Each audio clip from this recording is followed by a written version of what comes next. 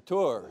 Here is my main focus. These are the finished tabletops, and I have 2, 4, 6, 8, 9, 10, 11, 12, 13, 14, 15, 16, 17, 18 tables ready for a customer to walk in and choose from, except for this one. This one's sold, but not till the end of February. And so I let her write her name on it. You can see she's got, she wrote her daughter's name on it, and it's kind of a interesting piece. I'm going to insert some turquoise in these little side places because she requested it, and I'll redo this edge because now I've told her I like this kind of edge better, the refinished one. So I'm going to refine this edge on both sides, and probably around 3 days before I deliver it. And then I'm going to put on these metal legs right here. These are powder-coated iron. They're really heavy. So those are not cheap to get made. I have several sets of them made at a time. And I just dust them off and bolt them on. So this is kind of my overflow area for things I've created and don't really have any space for. I find that one of my biggest challenges is finding dry, suitable space to store the goods I make. And I like making furniture, and so that takes up a lot of room. And so this is my challenge.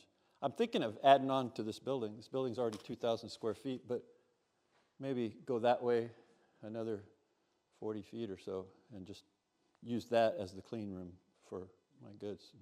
Who knows? Here's some more overflow furniture that I have. Got a queen bed back there, several of these crown molding things and crown bases, and long Nakashima couches and some chair prototypes. The surfacing machine, it's called a Woodwiz.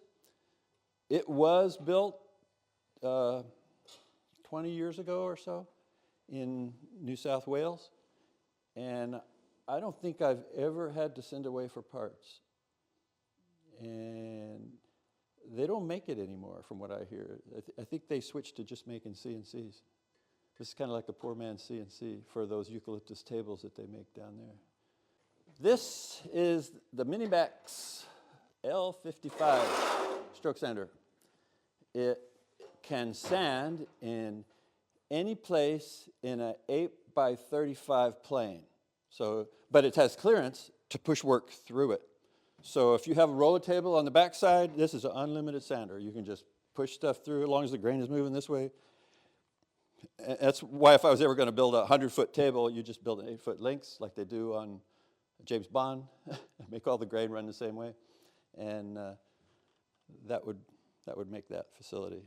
So what happens here is you get to sand anywhere on the bottom side of this plate. And so you push down. It has a little bit of travel, maybe a ½ inch of travel. And so you want to get your wood really close so that it's so close the belt almost touches it. And these belts change really fast. I can change out a belt in about a minute. And so no tools are necessary to do that. I start with 50 grit that takes off these marks. You can see these are pretty bad. So 50 grit takes those off, and then 80 grit will take those scratches off that the 50 makes, and then 220 will remove that. And then I'm done with the stroke sander. I don't use it on every project, but things that have really a lot of surface area, it gets a lot of use. Best laid plans of mice and men doesn't always work. I brought this short jig for cutting a table that was longer than I thought it was. But mission accomplished. It's a nice cut. Got to finish that edge. This 14-foot table is now 13.6, and it's going to an office where it will continue to serve the client. She's relocating, bigger digs or something, and all I have to do is finish this edge up a little bit now. And she mentioned something about Some rough spots around the edge. Yeah, I can feel some rough spots here. I'm gonna move all these chairs out and detail the edge a little bit so it doesn't catch your clothes, and then I'll be back in the shop. Moves a lot of material on the end grain really fast, and if you had just a regular sander here, you'd be here all day. I'm going to be done with this in 5 minutes.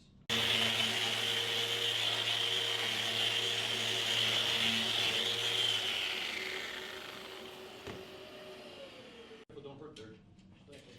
Got it.